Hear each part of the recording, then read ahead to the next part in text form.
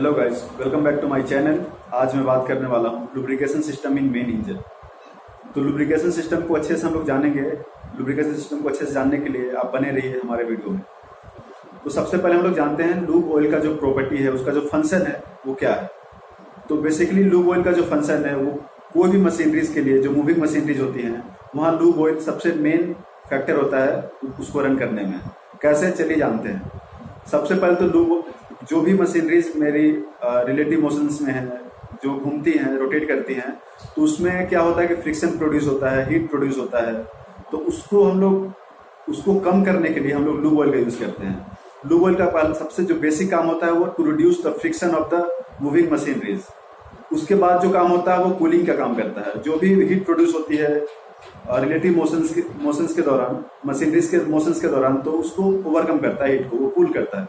तो ये दूसरी प्रॉपर्टी हो गई कूलिंग की। तीसरी जो मेन प्रॉपर्टी है वो है डिटर्जेंसी। डिटर्जेंसी का मतलब होता है कि जो भी पार्टिकल्स होते हैं, मेटल पार्टिकल्स होते हैं, उसको वो वॉश करता है। एज ए डिटर्जेंट वो काम करता है। तो जो भी डस्ट पार्टिकल्स, मेटल पार्टिकल्स होते हैं वो वॉश हो जाते हैं। तो ये तीन जो बेसिक फंक्शन है वो लूब ऑयल का फंक्शन है। कोई भी मशीनरीज में लूब ऑयल का बहुत ज्यादा जरूरत होता है। तो इसको आगे जानते हैं, इसके कितने टाइप्स होते हैं। जो मेन इंजन में लुब्रिकेशन के टाइप्स होते हैं, कितने तरह के होते हैं। सबसे पहला टाइप होता है सिस्टम लुब्रिकेशन। जो भी मेन इंजन के सारे कंपोनेंट्स होते हैं, पार्ट्स होते हैं, उसका लुब्रिकेशन होता है। दूसरा होता है सिलेंडर लुब्रिकेशन। सिलेंडर लुब्रिकेशन का मतलब जो लाइनर में जो मेरा पिस्टन मूव करता है, उन दोनों के रिलेटिव मोशंस में जो फ्रिक्शन या हीट प्रोड्यूस होता है, उसको ओवरकम करने के लिए हम लोग जो लूब ऑयल यूज करते हैं वो होता है, उसको बोलते हैं हम लोग सिलेंडर लुब्रिकेशन। तो और तीसरा होता है, ये सारे इंजन्स में नहीं होता है, लेकिन किसी किसी इंजन्स में अलग से टर्बो चार्जर लुब्रिकेशन के लिए अलग से टैंक्स होते हैं। तो टर्बो चार्जर लुब्रिकेशन मेरा तीसरा टाइप है। तो आइए इस तीनों लुब्रिकेशन सिस्टम को हम लोग विस्तार से जानते हैं। तो सबसे पहले हम लोग देखेंगे सिलेंडर लूब ऑयल सिस्टम।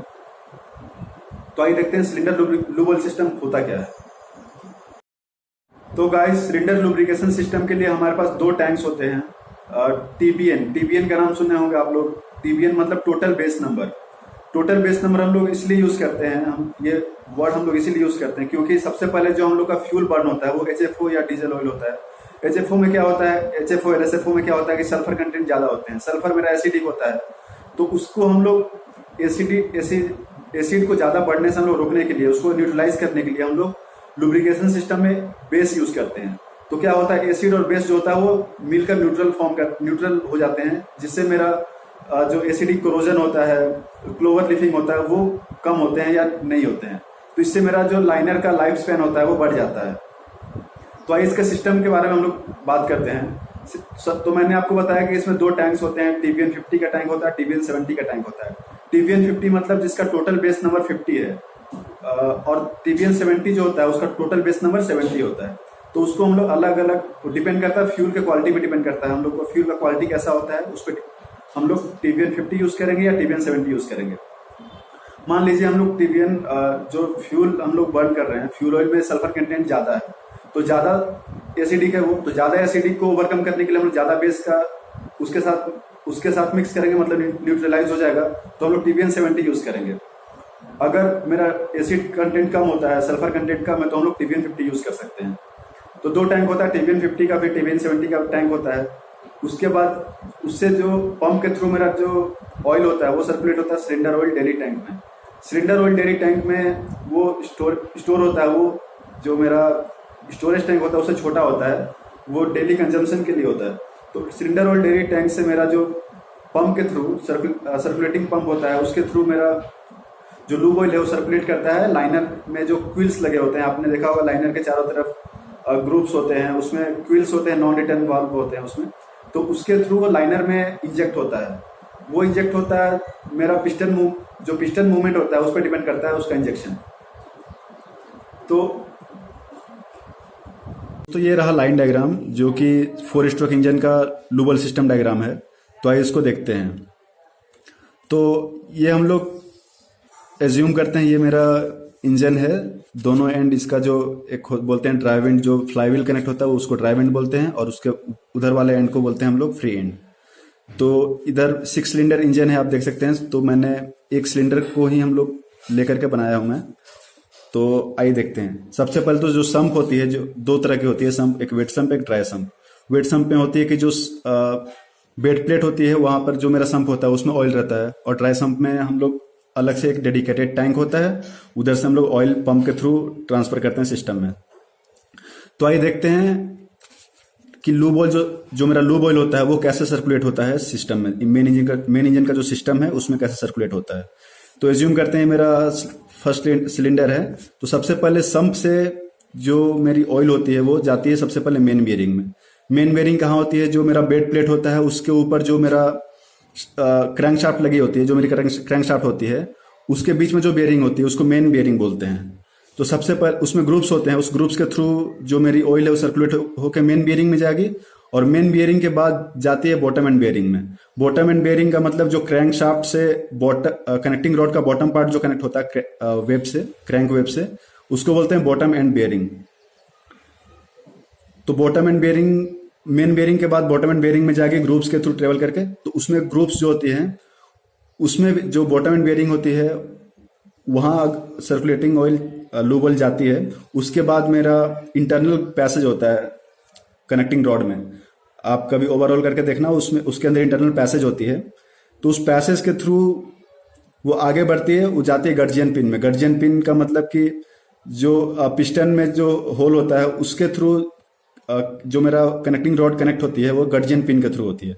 तो गर्जियन पिन में जाएगी वो होल के थ्रू, वहां पर मेरा पैसेज होता है, ड्रिल पैसेज होता है। उसके बाद वही ऑयल जो होती है वो पिस्टन कूलिंग में जाती है। पिस्टन कूलिंग अरेंजमेंट होता है, उसमें बहुत सारे होल्स होते हैं, नोजल्स होते हैं, तो उसके थ्रू जो मेरी ऑयल ट्रांसफर होगी वो पिस्टन कूलिंग में जाएगी। पिस्टन कूलिंग के बाद पिस्टन कूल हो गया, उसके बाद जो वही ऑयल जो होता है वो मेरे सम्प में गिरती है डायरेक्ट।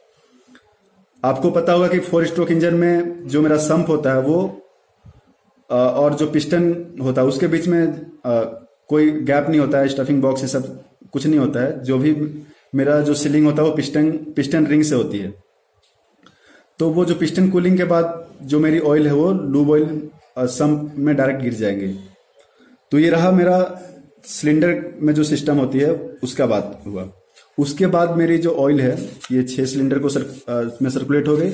उसके बाद जो मेरी लूब ऑयल है वो सबसे पहले जाएगी क्रैंकशाफ्ट और इंटरमीडिएट गियर। जो क्रैंकशाफ्ट होता है उस वहाँ जो गियर फिट होता है कैमशाफ्ट को रोटेट करने के लिए, तो वहाँ पर मैं आपको दिखाऊंगा इसके बाद अच्छे से, इसका अलग से डायग्राम बना करके। तो इसको समझते हैं। सबसे पहले जो सिलेंडर के बाद जो मेरी ऑयल है, लूब ऑयल है, वो सबसे पहले जाएगी क्रैंकशाफ्ट और इंटरमीडिएट गियर में। तो वहां पर नोजल्स होती है, तो नोजल्स के थ्रू वो उसको लूप क्लीन करेगी, कूल करेगी और उसका फ्रिक्शन को रिड्यूस करेगी, क्योंकि गियर है, मूविंग पार्ट है, रिलेटिव मोशन हो रहा है, तो वहां पर मेरा लूब ऑयल का बहुत जरूरत होता है। तो उसके बाद वही जो ऑयल है वो फिर सर्कुलेट होकर के कैमशाफ्ट इंटरमीडिएट कैमशाफ्ट में जाएगी, जो वहां गियर होती है। क्रैंक शाफ्ट होता है और कैमशाफ्ट होता है, वो एक गियर के थ्रू कनेक्टेड होती है। गियर ड्राइव होती है, बेल्ट ड्राइव होती है, तो मानते हैं कि ये गियर ड्राइव है। तो ये गियर ड्राइव गियर को लुब्रिकेट करने के लिए कैमशाफ्ट में भी जाएगी, जो गियर्स होती है। उसके बाद ऑयल ट्रेवल करके गवर्नर में जाएगी, गवर्नर भी मूविंग पार्ट है तो वहां भी लूब ऑयल का जरूरत पड़ेगा। उसके बाद कैमशाफ्ट बियरिंग को लुब्रिकेट की। उसके बाद जो मेरा लूब ऑयल है वो ट्रांसफर हो जाएगी exhaust valve, rocker arm assembly. Rocker arm में भी लूब ऑयल की जरूरत है, तो रॉकर आर्म में भी जाएगी। उसके बाद inlet valve, rocker arm assembly, मतलब पूरा जो रॉकर आर्म होता है, exhaust valve, inlet valve fit होते हैं। फिर मेरा फ्यूल पंप होता है, तो वो सबको लुब्रिकेट करना जरूरी होता है। तो इधर ट्रेवल करते करते उसके बाद जो अब जाएगी मेरी रिवर्सिंग मैकेनिज्म में। रिवर्सिंग मैकेनिज्म की पिक में आपको दिखा रहा हूं, ये होती है रिवर्सिंग मैकेनिज्म। तो यहाँ पर क्या होता है कि इसमें सबसे पहले यहाँ नोजल लगी होती है। ये तो पहले डिस्ट्रीब्यूटर है, तो डिस्ट्रीब्यूटर से सबसे पहले डिस्ट्रीब्यूट होकर के यहाँ पर 4 डिस्ट्रीब्यूटर है। तो डिस्ट्रीब्यूटर का जो एक एंड होता है, पहले तो मेरा लूब सर्कुलेट होकर डिस्ट्रीब्यूटर में आई। डिस्ट्रीब्यूटर के बाद जो मेरा यहाँ अलार्म लगी होती है, तो लो प्रेशर अलार्म में जाएगी वहां पर रीडिंग्स के लिए। उसके बाद रिवर्सिंग मैकेनिज्म में चली जाएगी। उसके बाद जो मेरा नोजल होता है स्केवेंस कूलिंग के लिए, वहां पर चली जाएगी। इस नोजल के थ्रू फिर ट्रेवल करके फिर उसके बाद सम्प में आएगी। तो ये एक ओवरव्यू रहा कैसे लूब ऑयल सर्कुलेट होती है सिस्टम में 4 स्ट्रोक इंजन का। और भी इसको हम लोग अच्छे से देखते हैं। इसका जो ड्राइव एंड का अलग सिस्टम होता है और फिर उसके बाद फ्री एंड का अलग सिस्टम होता है। मैं आपको दिखा रहा हूँ, देखिए। तो दोस्तों ये रही ड्राइव एंड और ये फ्री एंड। तो इसको समझते हैं कि ड्राइव एंड की तरफ जो मेरी गियर्स लगी होती हैं, गियर्स कनेक्टेड होती हैं, उसको कूल कैसे करते हैं। तो ये जो दिख रहा है आपको, ये सब नोजल्स असेंबली है। तो ये नोजल्स के थ्रू मेरी लूब ऑयल आएगी और दोनों गियर को के बीच में जो लूब ऑयल जाती है उस वहां पहुंचकर उसको लुब्रिकेट करेंगी। जैसे मेरा क्रैंक शाफ्ट और इंटरमीडिएट शाफ्ट के बीच में जो गियर्स लगी होती हैं, तो वहां पर भी लूब ऑयल की जरूरत होता है। उसके बाद इंटरमीडिएट शाफ्ट और कैम शाफ्ट के बीच में जो गियर्स लगी होती हैं, वहां पर नोजल के थ्रू कूलिंग होती है, लुब्रिकेट होती है। उसके बाद जो कैम शाफ्ट कनेक्ट होता है गवर्नर से, उसके बीच में नोजल लगी होती है। तो ये रहा ड्राइव एंड का पार्ट्स। ड्राइव एंड कैसे लुब्रिकेट होता है, आपको आइडिया मिल गया होगा। ये नोजल के थ्रू लुब्रिकेट होता है, दोनों गियर्स के बीच में नोजल्स लगी होती हैं। उसके बाद ये है फ्री एंड। फ्री एंड में क्या होती है, जो मैंने आपको बताया था डिस्ट्रीब्यूटर के बाद जो नोजल्स के थ्रू आती है। तो ये जो फ्री एंड का क्रैंक शाफ्ट है उससे कनेक्ट होती है लूब ऑयल सर्कुलेटिंग पंप। ये सब सारे इंजन ड्रिवन पंप होती है। Lube oil circulating pump, lube oil scavenge pump, fuel oil booster pump, ये सब इंजन ड्रिवन होती हैं। तो इंजन ड्रिवन का मतलब कि जो क्रैंक शाफ्ट से गियर के थ्रू कनेक्ट होती है लूब ऑयल सर्कुलेटिंग पंप, और जैसे फ्यूल ऑयल बूस्टर पंप और लूब ऑयल स्कैवेंज पंप। तो ये सबको भी लुब्रिकेट करना जरूरी होता है। तो वही जो सिमिलर यहाँ किए थे, नोजल्स बीच में लगाए थे, तो यहाँ भी नोजल्स असेंबली होती है। नोजल्स सभी के बीच में नोजल्स लगी होती है। ये नोजल्स के थ्रू लूब ऑयल आती है और उसको लुब्रिकेट करती है। तो ये रहा मेरा फ्री एंड का पार्ट, ये रहा ड्राइव एंड का पार्ट।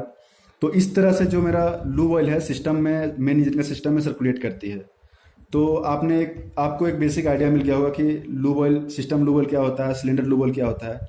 टर्बोचार्जर में कुछ नहीं, बहुत इंजन जो होती है वो सिस्टम लूब ऑयल यूज करती है, और बाकी कुछ जो इंजन होती है उसके लिए डेडिकेटेड टैंक होती है। तो वो टैंक के थ्रू जो मेरा टर्बोचार्जर का रोटेटिंग पार्ट होता है, रोटर होता है, वहाँ पर टरबाइन होता है, उसके जो मूविंग पार्ट्स होती हैं, शाफ्ट होती है, उस सबको लुब्रिकेट करने के लिए हम लोग पंप के थ्रू सर्कुलेट करते हैं। तो ये रहा लुब्रिकेशन सिस्टम जो मेरा मेन इंजन में यूज होता है। तो आगे और भी अच्छे वीडियोस के लिए बने रहिए हमारे चैनल के साथ। चैनल को लाइक कीजिए, सब्सक्राइब कीजिए, शेयर कीजिए। मैं आगे और भी अच्छे कंटेंट डालता रहूँगा जिससे आपको फ़ायदा हो। धन्यवाद।